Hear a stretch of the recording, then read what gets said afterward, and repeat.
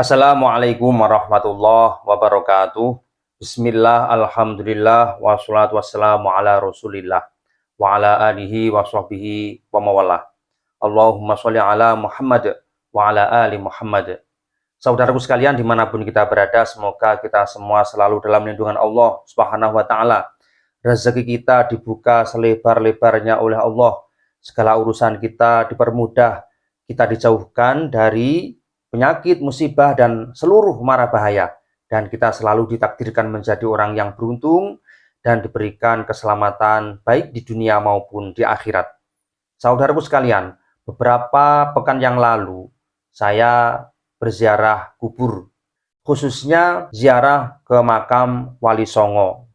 Ada beberapa makam yang saya singgahi, di antaranya adalah makam Sunan Ampel, Surabaya, kemudian Syekh Maulana Malik Ibrahim, Gresik, kemudian Derajat, Lamongan, dan kemudian Bonang, Tuban. Nah, ternyata teman-teman, setelah saya ziarah di tempat-tempat itu, banyak kejanggalan-kejanggalan yang saat ini sedang booming, saat ini sedang viral, yaitu berkaitan dengan makam palsu, di mana makam-makam itu banyak ditemukan dan masih baru. Khususnya di ring 1, artinya di makam utama dari masing-masing tokoh Wali Songo itu. Kecuali Derajat, karena Derajat makamnya sudah dikelola oleh masyarakat setempat. Nah, yang saya bahas di sini adalah makam Sunan Bonang, Tuban, Jawa Timur. Ini merupakan gawat darurat. Istilah Gunung Merapi ini waspada level akhir, di mana Gunung Merapi itu sudah siap untuk memuntahkan lavanya, sehingga bahaya itu sudah siap untuk menikam siapapun. Nah teman-teman, setelah kita telisik di lingkungan kompleks makam Mbah Bonang atau Sunan Bonang, yang merupakan putra dari Sunan Ampel Surabaya, di sana banyak kejanggalan-kejanggalan yang kita temukan.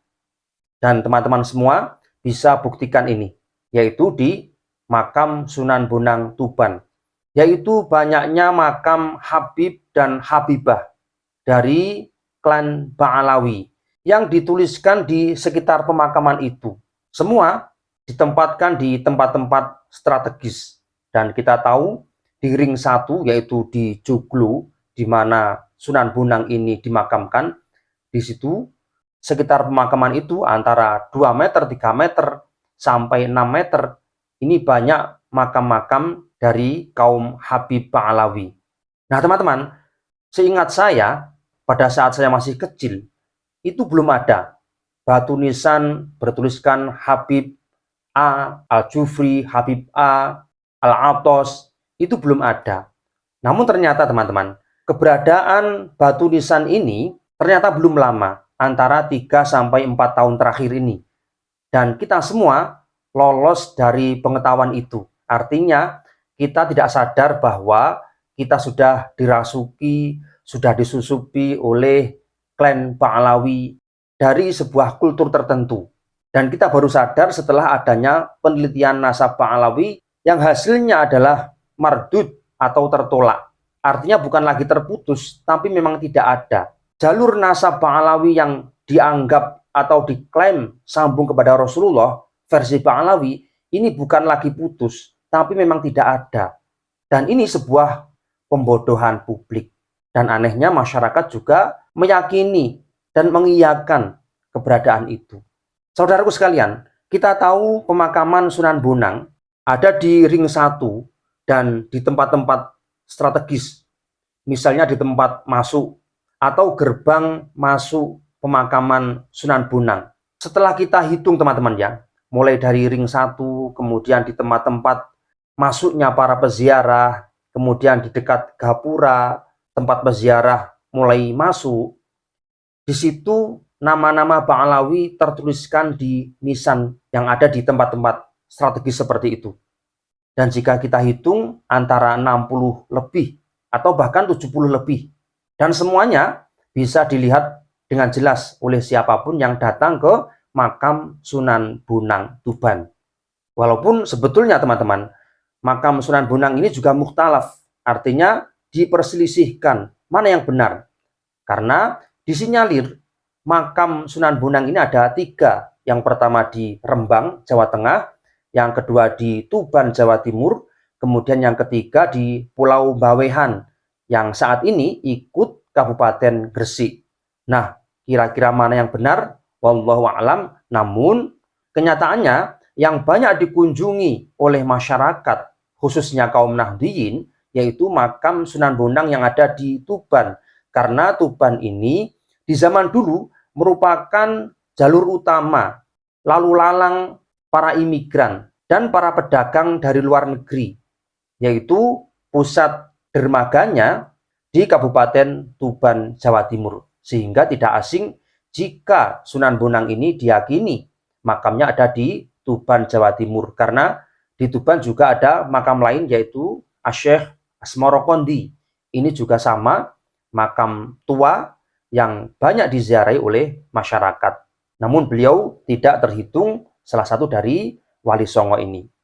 Saudaraku sekalian, gerakan pemalsuan makam yang sudah terbukti dan banyak yang dibongkar oleh masyarakat setempat setelah diketahui kepalsuannya, ini merupakan gerakan propaganda teman-teman untuk mengelabui masyarakat supaya berkiblat kepada Habib Ba'alawi.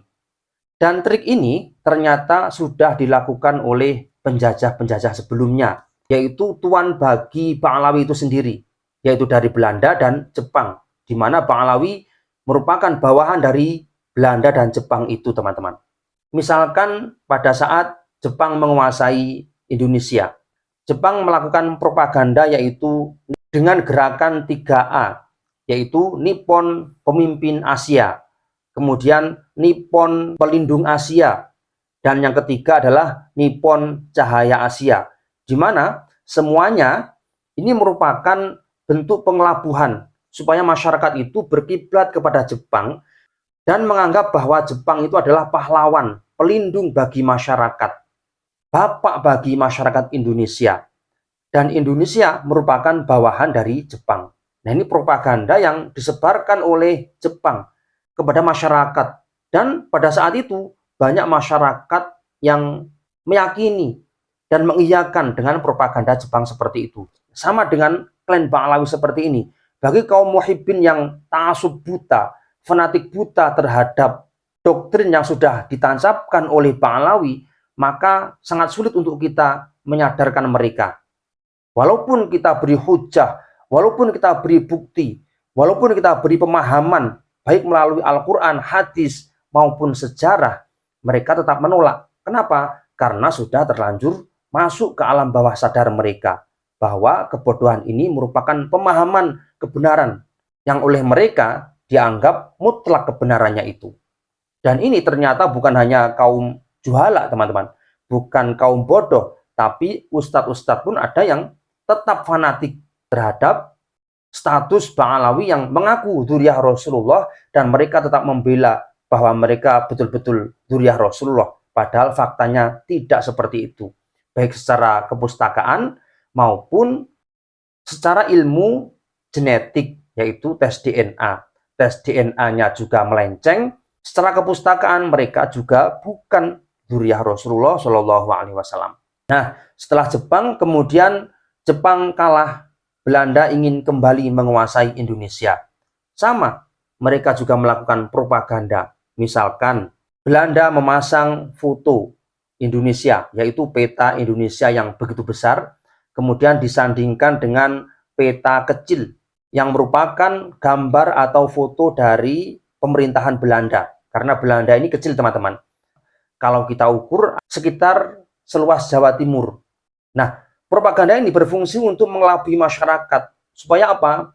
Mereka memahami dan meyakini bahwa Belanda ini adalah sang pemimpin bagi masyarakat Indonesia. Dan ini hampir berhasil, teman-teman. Karena banyak masyarakat yang tidak mendukung gerakan para pejuang-pejuang. Bahkan Jenderal Sudirman pada saat berperang melawan Belanda melalui cara gerilya, banyak masyarakat yang mengkhianati Jenderal Sudirman, melaporkan ke Belanda, oh itu Jenderal Sudirman dan kawan-kawan sembunyi di desa ini. Dan itu yang melaporkan adalah masyarakat kita, masyarakat Indonesia. Sama dengan Ba'alawi ini, yang melawan penelitian nasab Ba'alawi adalah masyarakat Indonesia sendiri, sedangkan Habib Ba'alawi tiarap, ngumpet karena takut.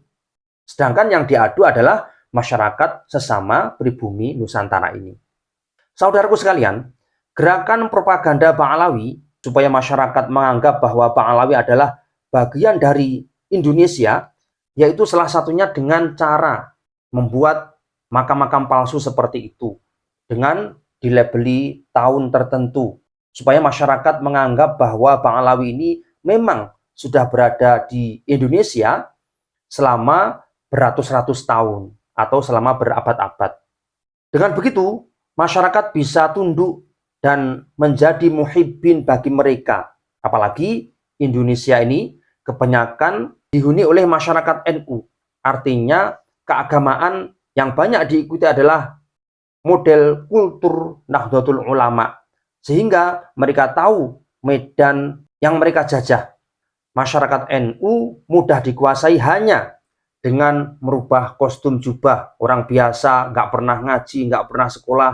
Kemudian ketika dewasa, mereka memakai kostum jubah, kemudian pakai imamah. Ini sudah mengelabui masyarakat, dan masyarakat, khususnya kaum awam, langsung tunduk dengan dia. Kemudian ditambah lagi mengaku keturunan Rasulullah. Nah, ini lebih efektif. Karena masyarakat NU, jika ada seseorang yang masih memiliki terah, memiliki jalur nasab kepada Rasulullah, pasti diagungkan, pasti dimuliakan. Setelah itu, apa yang dilakukan oleh Ba'alawi, yaitu menjual barokah dan kualat. Jika kalian mau cinta kepada kami, akan mendapatkan barokah, akan mendapatkan syafaat dari Rasulullah. Dan jika kalian tidak taat dengan kami, atau membenci kami, kalian akan mendapatkan kualat.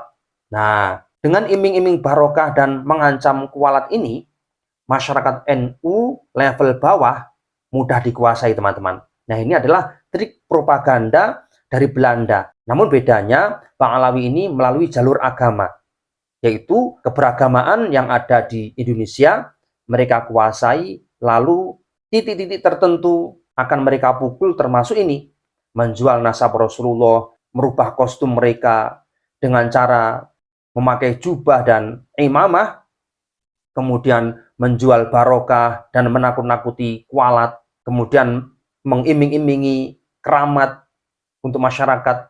Nah, ini efektif.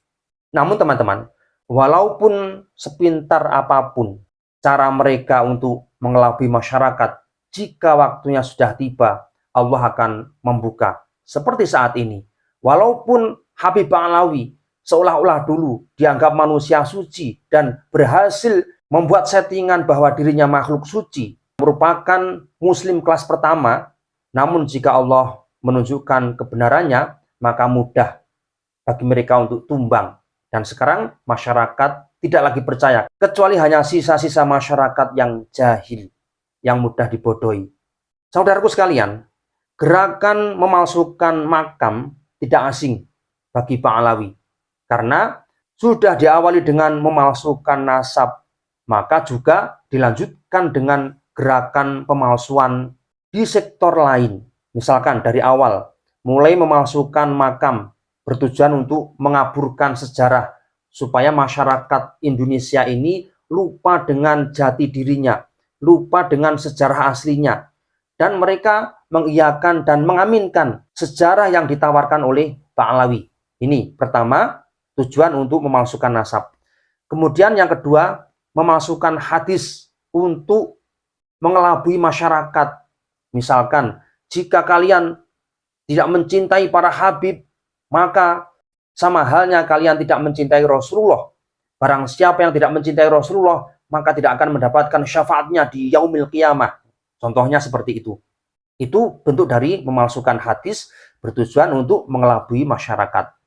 Kemudian yang ketiga, memalsukan sanad torekoh. Torekoh yang ada di Nahdlatul Ulama dalam naungan Jatman atau Jamaah Torekoh Mu'tabarah. Dengan memalsukan sanad seperti itu, Ini untuk membangun image di masyarakat bahwa pembawa Torekoh di Indonesia, khususnya di Nahdlatul Ulama, adalah kaum Alawiyin. Dengan begitu, masyarakat akan berkiblat kepada Bani Alawi ini. Kemudian berikutnya yaitu memalsukan karomah.